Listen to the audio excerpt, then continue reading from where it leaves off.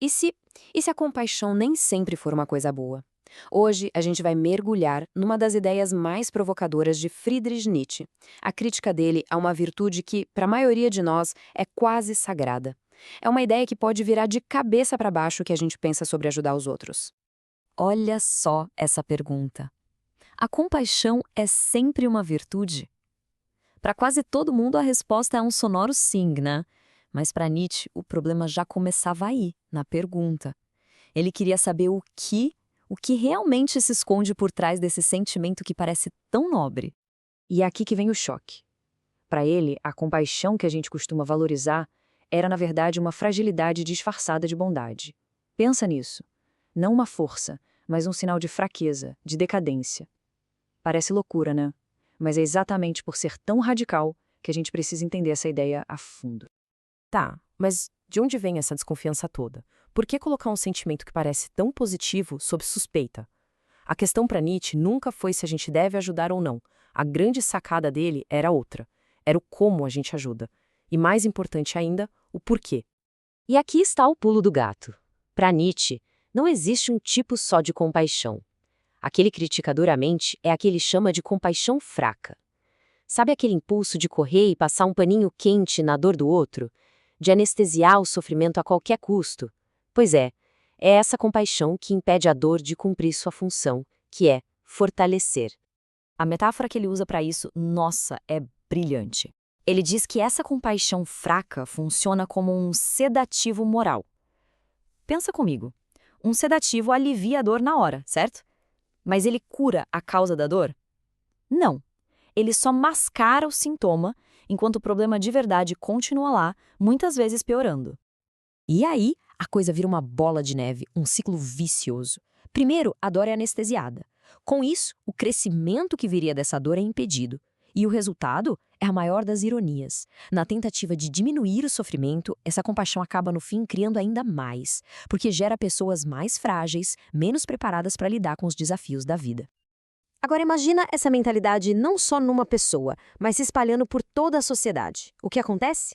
Bom, segundo Nietzsche, é aí que nasce o que ele chamou de moral de rebanho. E qual seria a função dessa moral?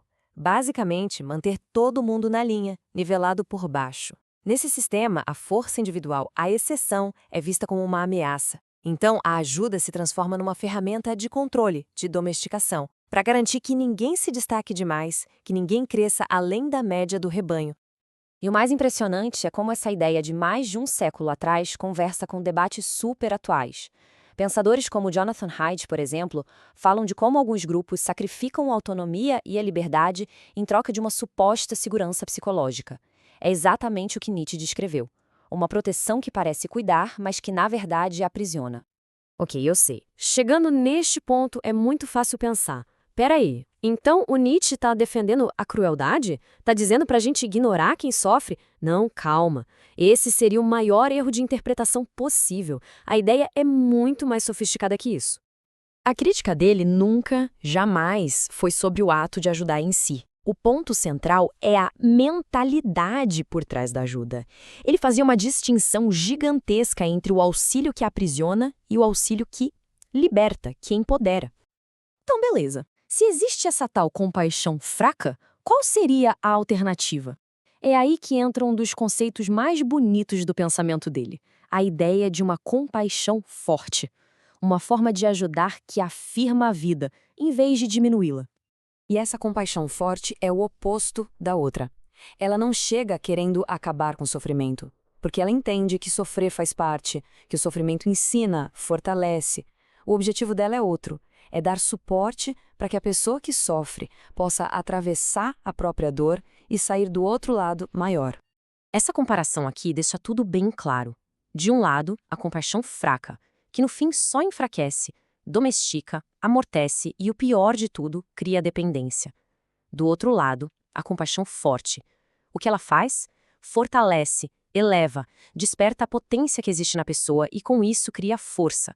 A intenção e o resultado são mundos opostos. E tudo isso leva a gente a uma escolha fundamental. A verdadeira pergunta não é ajudar ou não ajudar.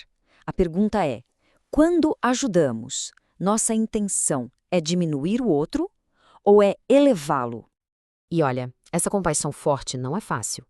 Ela exige coragem e muita, dos dois lados, de quem ajuda e de quem é ajudado. Ela não oferece uma almofada macia, um consolo fácil. Ela oferece um espelho para mostrar para a pessoa a força que ela nem sabia que tinha. A mensagem dela não é, ai, coitadinho de você, mas sim algo como, eu sei que é duro, mas existe uma força aí dentro para superar isso. E essa é a reflexão final que fica pra gente. Quando estendemos a mão para alguém, o que estamos oferecendo? É só um consolo momentâneo ou é uma oportunidade real de crescimento? Estamos dando um sedativo para a dor ou as ferramentas para que a pessoa construa própria força? A resposta não define apenas o tipo de ajuda que a gente oferece. Ela pode definir o futuro de quem a gente está ajudando.